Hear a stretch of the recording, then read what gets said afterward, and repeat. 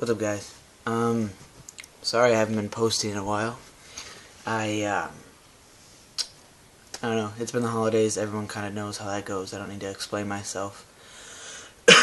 But this week's topic is, whether or not there is a certain, standard for being trans.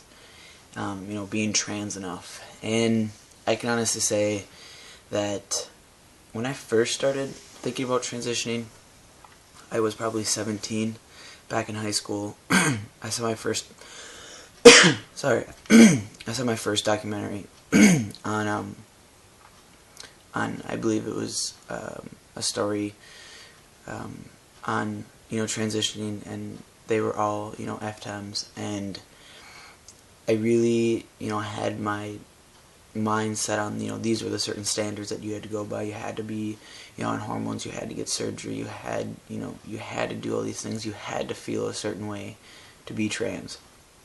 And even up until I started hormones, I definitely felt that way. I'm not gonna lie, that the only way you could be trans is if you took hormones and got surgery, you got your name legally changed, and you were over masculine or over feminine. You couldn't really be yourself. Like, you had to stick to the society standards of male or female. There was no gray. It was always just black or white. And now that I'm on hormones, I can definitely say that I feel completely opposite about transitioning and being trans enough, because I've met many people who prefer a certain name and prefer certain pronouns, but don't plan on hormones, don't plan on having surgeries. And now that I'm on hormones personally, I have definitely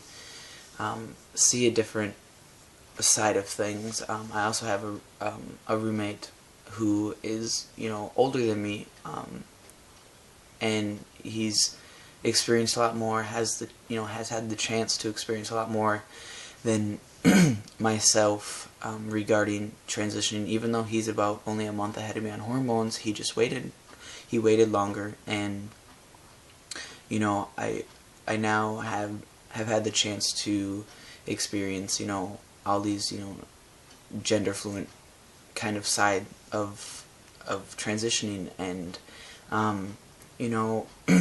there's no right or wrong way to transition. You don't have to have surgery, you don't have to take hormones, you don't have to have surgery, really. I want surgery still, I want top surgery, hands down. But I don't get dysphoric. I don't, like, absolutely hate my chest and can't look at it.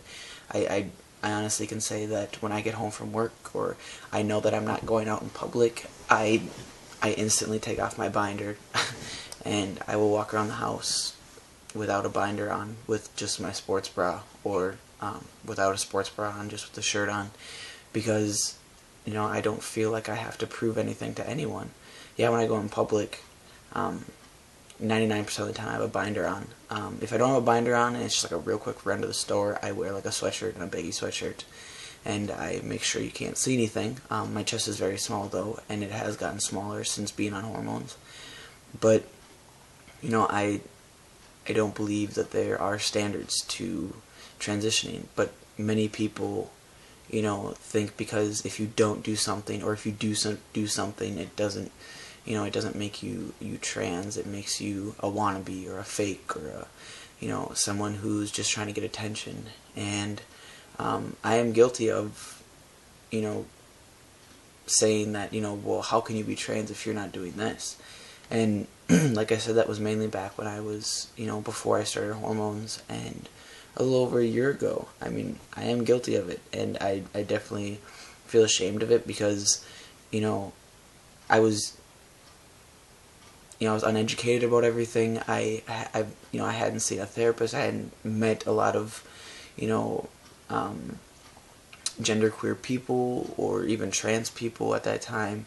I had just watched all these documentaries and movies and stuff. It wasn't really there wasn't a whole lot of YouTube stuff, and most of the YouTube stuff was just strictly I'm on hormones. 6 months later, I get surgery. 6 months after that, I get my histo. My name is legally changed, blah, blah, blah. And, I definitely think that people have the wrong idea of what trans people or genderqueer people are. Genderqueer people, I feel almost at times have a harder time trying to, get people to accept it, because, in this society, you either have to have one or the other. You can't have both. You can't have neither. Like, you are either male or female. You can't be both.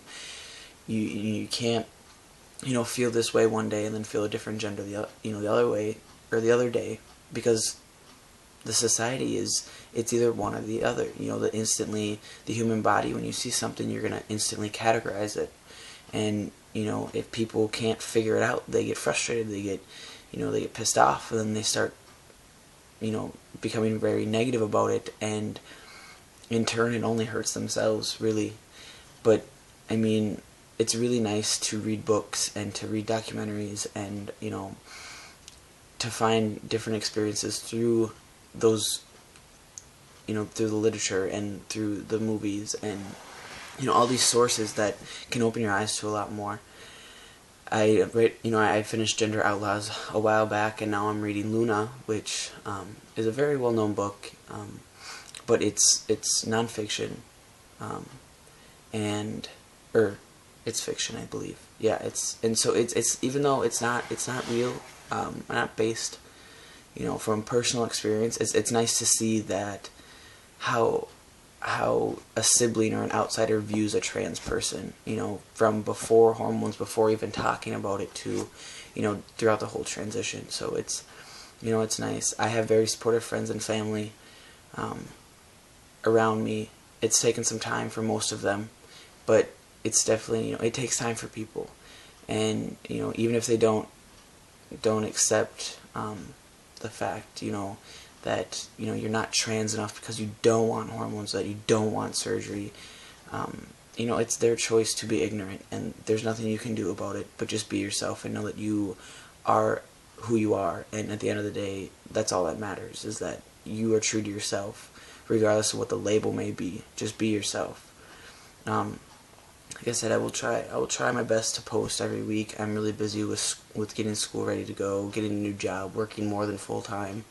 And so, I'll try my best to post. I enjoy posting on this channel. I've been on it since the start. And, I really hope to see you guys next week. I hope, my information helps. If you have any questions, let me know. I have my email. I have a personal blog. Or you can message me on here. Otherwise, I will see you guys next week.